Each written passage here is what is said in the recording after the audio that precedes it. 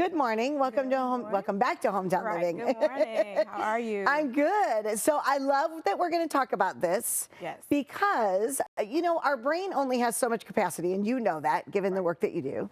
So the more old junk that we hold in our brains or in our minds, the less new stuff that we can bring in. Am I correct? You are so correct. So talk to me about that. So spring cleaning then. I mean, we got to clean some of that stuff out. Right. So the correlation with spring cleaning and mental health is that a lot of times people who suffer from depression and anxiety have a very difficult time with organizing.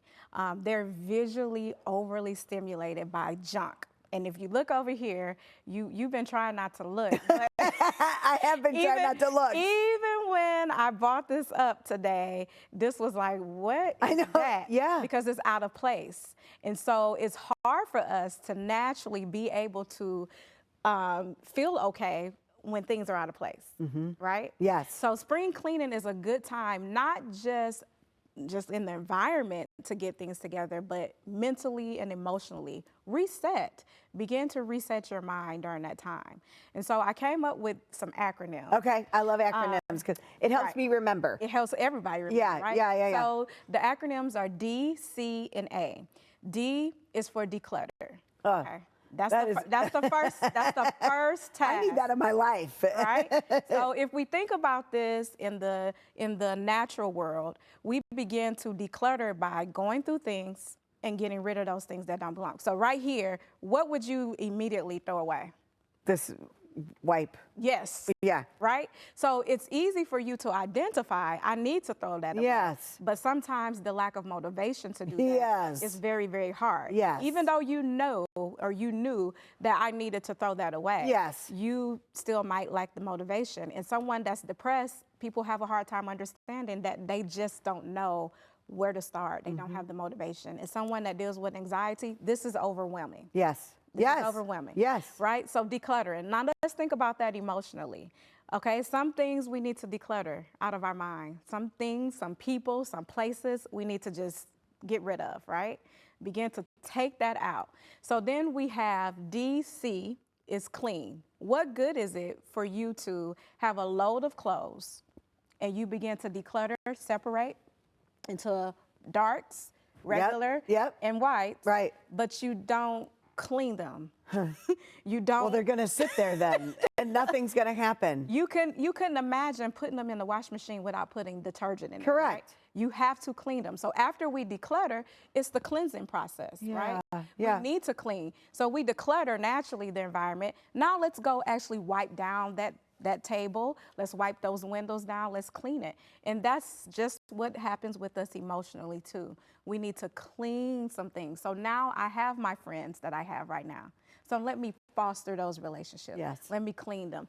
The last one is A, approximate, meaning, okay, we need to put these in the right place. I'm not going to keep this. I decluttered, but I need to approximate these shoes. They need to go into the closet, into the box. Yes. This cup needs to go into the kitchen, in the pantry, right? So we need to do that as well emotionally. Approximate people, approximate things into our life. Put them where they need to be put. I love that. Does that make sense? Yes, it does. D, C, and A. I love that. Declutter, clean, and approximate. Well, and so seasonal, right? So we're going to do this in the spring because it's spring cleaning, right? Yes. Tell me about, so we do this, should we do this every season? Do we just do it in the spring? Should we do it in the fall? Like, how often do you check in with yourself to do the DCA? Well, your body's naturally going to tell you when you're overwhelmed and you're overstimulated. So I think that it's a good, healthy process to do it when our body speaks to us and let us know that it's too much. Let me give you an example. We get leaves in the fall time, right? Yes. We're not going to continue to just allow every year the leaves to pile up and pile up and pile up. Because before you know it, you'll have a yard full of leaves that's piled all the way up to the door. Yes. How do you walk through that? You can't. You can't. So how do I move and migrate through life if I don't constantly get rid of the leaves per se? Yes. We have to do that with ourselves, mentally and emotionally. So when your body tells you stress, it's too much, that's a good time to sit and begin to process. What are the things I need to declutter? What are the things I need to clean? And where do I approximate those things? And so for someone, you talked a little bit about like anxiety or depression, they look at this and they don't know where to start. Don't. So give us a starting point. Like, where do you start? Right. So you want to put these things into small minimum tasks. Okay. Because what's important is that the motivation level is low. So if I say today I'm only going to focus on shoes and or dishes, right? I'm just going to focus on dishes. What would I declutter if I was thinking that this was a cup, right? Right. I would focus in on getting that. Yes.